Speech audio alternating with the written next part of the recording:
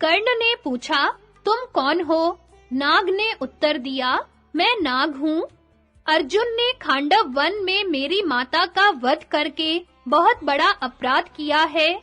इसके कारण मेरी उससे दुश्मनी हो गई है। यदि स्वयं वज्रधारी इंद्र उसकी रक्षा करने आवे, तो भी उसे यमराज के घर जाना पड़ेगा। कर्ण बोला, नाग, आज कर्ण दूसरे के बल का आश्रय लेकर विजय पाना नहीं चाहता। यदि तुम्हारा संधान करने से मैं सैकड़ों अर्जुनों को मार सकूं, तो भी मैं एक बाण को 2 बार संधान नहीं कर सकता। मेरे पास सर्प बाण है, उत्तम प्रयत्न है और मन में रोष भी है। इन सब के द्वारा मैं स्वयं ही अर्जुन को मार डालूंगा। तुम प्रसन्नता पूर्वक लौट जाओ। कर्ण की यह बात नागराज से सही नहीं गई। वह स्वयं ही अर्जुन का वध करने के लिए अपना भयंकर रूप प्रकट करके उनकी ओर दौड़ा। यह देख श्री कृष्ण ने अर्जुन से कहा, यह महान सर्प तुम्हारा दुश्मन है, इसे मार डालो। अर्जुन ने पूछा, यह कौन है? भगवान ने कहा, खांडव वन में जब तुम अग्निदेव को तृप्त कर रहे थे, उस समय इसकी माता ने पुत्र का प्राण बचाने के लिए इसे निगल लिया था।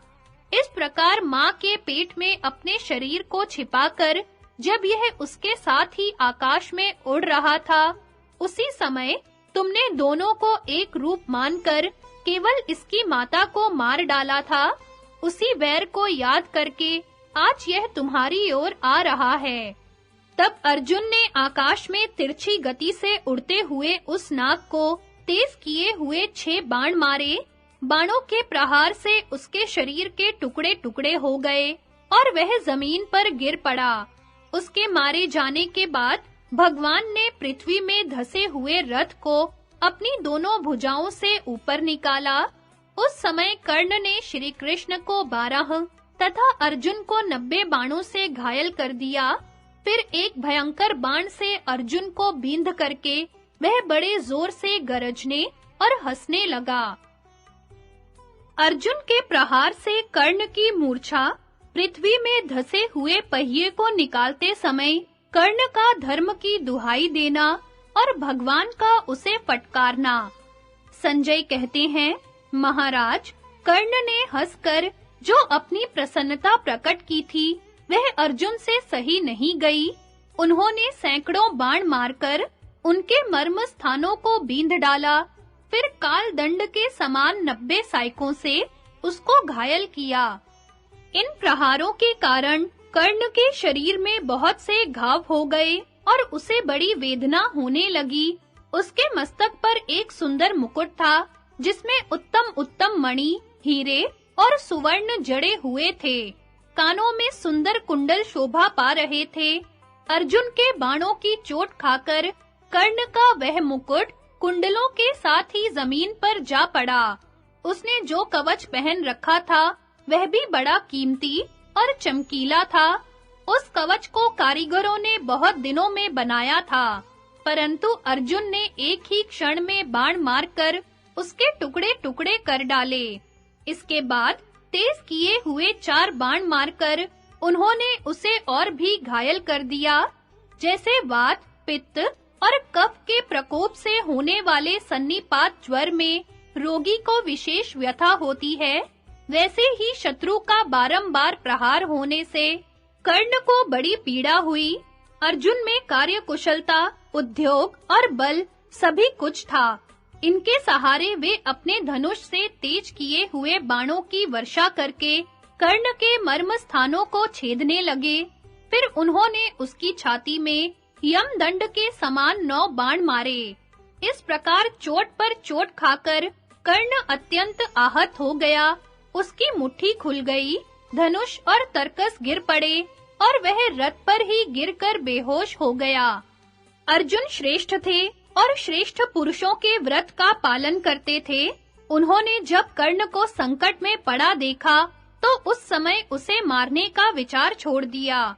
यह देख भगवान श्री कृष्ण सहसा बोल उठे, पांडुनंदन, यह लापरवाही कैसी? बुद्धिमान पुरुष संकट में पड़े हुए शत्रु को मारकर धर्म और यश प्राप्त करते हैं। तुम भी इसका नाश करने के लिए शीघ्रता करो। यदि यह पहले के ही समान शक्तिशाली हो जाएगा, तो फिर तुम पर आक्रमण करेगा। तब अर्जुन ने बहुत अच्छा भगवन, ऐसा ही करूंगा, यो कहकर श्री कृष्ण का सम्मान किया और शीघ्र ही उत्तम बाणों से कर्ण को बींधना आरंभ किया। उन्होंने वत्सदंत नाम वाले सायकों से कर्ण को उसके रथ और घोड़ों सहित ढक दिया और पूरी शक्ति लगाकर चारों दिशाओं को बाणों से आच्छादित कर दिया। तदनंतर कर्ण को जब चेत हुआ, तो उसने धैर्य धारण करके अर्जुन को 10 और श्री कृष्ण को 6 बाणों से बींध डाला। अब अर्जुन ने कर्ण पर एक भयंकर बाण छोड़ने का विचार किया। इधर उसके वध का समय भी आ पहुंचा था। उस समय काल ने अदृश्य रहकर कर्ण को ब्राह्मण के कोपवश दिए हुए शाप की याद दिला दी और उसके वध की सूचना देते हुए कहा, अब पृथ्वी तुम्हारे पहिए को निगलना ही चाहती है। इसी समय परशुराम जी के द्वारा मिले हुए ब्रह्मास्त्र की याद उसके मन से जाती रही। उधर पृथ्वी ब्राह्मण के शाप के अनुसार उसके बाएं पहिए को निगलने लगी। रथ डगमग हुआ और एक पहिया जमीन में धंस गया। इस प्रकार जब पहिया फंसा, परशुराम जी का दिया हुआ अस्त्र भूल गया और घोर सर्प मुख बाण भी कट गया। तब कर्ण बहुत घबराया। वह एक साथ इतने संकटों को न सह सकने के कारण विषाद में डूब गया और हाथ हिला-हिलाकर धर्म की निंदा करने लगा। धर्मवेता लोग सदा कहा करते थे कि धर्म अवश्य ही मनुष्य की रक्षा करता है। मैं भी शास्त्र में जैसा सुना गया है और जैसी अपनी शक्ति है, उसके अनुसार धर्म पालन के लिए सदा ही प्रयत्न करता रहता हूँ। किंतु आज वह भी मुझे मार ही रहा है, बचाता नहीं। इसलिए मेरी समझ में तो यही बात आती है कि धर्म भी अपने भक्तों की सदा रक्षा नहीं करता। जब कर्ण ये बातें कह रहा था, उस समय उसके घोड़े और सारथी लड़खड़ा रहे थे। वह स्वयं भी अर्जुन के बाणों की मार से विचलित हो उठा था। मर्म स्थानों में चोट लगने से वह शिथिल हो गया था। काम करने की शक्ति नहीं रह गई थी, अतः रह रहकर धर्म की निंदा ही करता था। इसके बाद उसने कृष्ण के हाथ में 3 और अर्जुन के 7 भयंकर बाण मारे। तब अर्जुन ने भी कर्ण पर वज्र के समान भयंकर 17 बाणों का प्रहार किया। वे उसके शरीर को छेदते हुए पृथ्वी पर जा पड़े। उस प्रहार से कर्ण कांप उठा, किंतु बलपूर्वक अपने शरीर को स्थिर रखकर उसने ब्रह्मास्त्र प्रकट किया। यह देख अर्जुन ने भी अपने बाणों को अभिमंत्रित करके कर्ण पर उनकी वर्षा आरंभ कर दी, किंतु महारथी कर्ण ने सामने आते ही अर्जुन के बाणों को नष्ट कर डाला। तब भगवान श्री कृष्ण ने कहा, पार्थ, राधा नंदन कर्ण तुम्हारे बाणों को नष्ट किए डालता है, अतः अब तुम किसी उत्तम अस्त्र का प्रयोग करो। यह सुनकर अर्जुन सावधान हो गए। उन्होंने मंत्र पढ़कर अपने धनुष पर ब्रह्मास्त्र को चढ़ाया और बाणों से समस्त दिशाओं को आच्छादित करके कर्ण को मारना आरंभ किया। तब कर्ण ने तेज किए हुए बाणों से उनके धनुष की डोरी काट दी। अर्जुन ने दूसरी डोरी चढ़ाई, किंतु कर्ण ने उसे भी काट दिया। इस प्रकार तीसरी, चौथी, पांचवी, छठी, सातवीं, आठवीं, नवीं, 10वीं और 11वीं बार चढ़ाई हुई डोरी को भी उसने काट दिया, परंतु अर्जुन के पास 100 डोरियां मौजूद थी। इस बात को कर्ण नहीं जानता था। उन्होंने फिर नई डोरी चढ़ाई और उसे अभिमंत्रित करके कर्ण पर बाणों की झड़ी लगा दी। उस समय कर्ण अपने अस्त्रों से अर्जुन के अस्त्रों को काटकर पुनः उन्हें बींध डालता था। इस प्रकार उसने अर्जुन की अपेक्षा बढ़कर पराक्रम दिखाया। इधर श्री कृष्ण ने जब अर्जुन को कर्ण के बाणों से पीड़ित देखा, तो कहा, अर्जुन, अस्त्र उठाओ और निकट से प्रहार करो। तब उन्होंने मंत्र पढ़कर रौद्र अस्त्र को धनुष पर चढ़ाया और उसे कर्ण पर छोड़ने का विचार किया। इतने में कर्ण के रथ का पहिया पृथ्वी में अधिक धंस गया। यह देख वह तुरंत रथ से उतर पड़ा और दोनों भुजाओं से पहिए को पकड़कर ऊपर उठाने का उद्योग करने लगा। उसने 7 द्वीपों वाली इस पृथ्वी को पर्वत और वन सहित 4 अंगुल ऊपर उठा दिया, मगर फंसा हुआ पहिया नहीं निकल सका। उसकी आंखों से आंसू बहने लगे और वह अर्जुन की ओर देखकर बोला, कुंती नंदन, तुम बड़े धनुर्धर हो। जब तक मैं अपना यह फंसा हुआ पहिया ऊपर निकाल न लूं, तब तक क्षण भर के लिए ठहर जाओ। तुम्हें नीच पुरुषों के मार्ग पर नहीं चलना चाहिए। तुम्हारे लिए तो श्रेष्ठ आचरण ही उचित है। जिसके सिर के बाल बिखर गए हो, जो पीठ दिखाकर भागा जाता हो, ब्राह्मण हो, हाथ जोड़ रहा हो, शरण में आया हो और प्राण रक्षा के लिए प्रार्थना कर रहा हो, जिसने अपने हथियार रख दिए हो, जिसके पास बाण न हो, जिसका कवच कट गया हो, अस्त्र शस्त्र गिर गए या टूट गए हो, ऐसे योद्धा पर उत्तम व्रत का आचरण करने वाले शूरवीर शस्त्र नहीं चलाते। तुम भी संसार के बहुत बड़े वीर और सदाचारी हो, युद्ध धर्म को जानते हो। तुमने उपनिषदों के गहन ज्ञान में डुबकी लगाई है। तुम दिव्य अस्त्रों के ज्ञाता और उदार हृदय वाले हो। युद्ध में कार्तवीर्य को भी मात करते हो। महाबाहो, जब तक मैं इस फंसे हुए चक्के को ऊपर उठा न लूं, तब तक तुम रुक जाओ। तुम रथ पर हो और मैं जमीन पर, साथ ही मैं बहुत घबराया हुआ हूँ, इसलिए मेरे ऊपर प्रहार करना उचित नहीं है।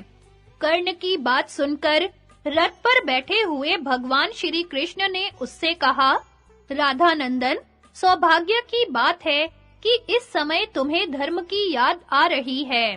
प्राय ऐसा देखने में आता है कि नीच मनुष्य विपत्ति में फंसने पर प्रारब्ध की ही निंदा करते हैं, अपने किए हुए कुकर्मों की नहीं। कर्ण, पांडवों के वनवास का 13वां वर्ष बीत जाने पर भी जब तुमने उनका राज्य नहीं लौटाने दिया, उस समय तुम्हारा धर्म कहाँ चला गया था? तुम्हारी ही सलाह लेकर जब राजा दुर्योधन ने भीमसेन को जहर मिलाया हुआ भोजन कराया और उन्हें सांपों से डसवाया, उस समय तुम्हारा धर्म कहाँ गया था? वारणावत नगर में लाक्षा भवन के भीतर सोए हुए पांडवों को जलाने का जब तुमने प्रबंध किया, उस समय तुम्हारा धर्म कहाँ था? भरी सभा के अंदर दुशासन के वश में पड़ी हुई रजस्वला द्रौपदी को लक्ष्य करके जब तुमने उपहास किया, उस समय तुम्हारा धर्म कहाँ चला गया था? याद है ना, तुमने द्रौपदी से कहा था, कृष्णे, पांडव नष्ट हो गए, सदा के लिए नरक में पड़ गए, अब तू किसी दूसरे पति का वरण कर ले। यह कहकर जब तुम उसकी ओर आंखें फाड़-फाड़ कर देखने लगे थे, उस समय तुम्हारा धर्म कहाँ गया था? फिर राज्य के लोभ से तुमने शकुनी की सलाह लेकर जब पांडवों को दोबारा जुए के लिए बुलवाया, उस समय तुम्हारा धर्म कहाँ चला गया था? अभिमन्यु बालक था और अकेला भी, तो भी तुम अनेक महारथियों ने जब चारों ओर से घेर कर उसे मार डाला था, उस समय तुम्हारा धर्म कहाँ गया था? यदि उस समय यह धर्म नहीं था, तो आज भी धर्म की दुहाई देकर अधिक बकवाद करने से क्या लाभ है? इस समय यहाँ कितने ही धर्म क्यों ना कर डालो, अब जीते जी तुम्हारा छुटकारा नहीं हो सकता। पुष्कर ने राजा नल को जुए में जीत लिया था, किंतु उन्होंने अपने ही पराक्रम से पुनः अपना राज्य भी पाया और यश भी। इसी तरह निर्लोभी पांडव भी अपनी भुजाओं के बल से शत्रुओं का संहार करके फिर अपना राज्य प्राप्त करेंगे, तथा इन महापुरुषों के हाथ से ही धृतराष्ट्र के पुत्रों का नाश हो जाएगा। भगवान वासुदेव के ऐसा कहने पर कर्ण ने लज्जा से अपना सिर झुका लिया, उससे कोई जवाब देते नहीं बना।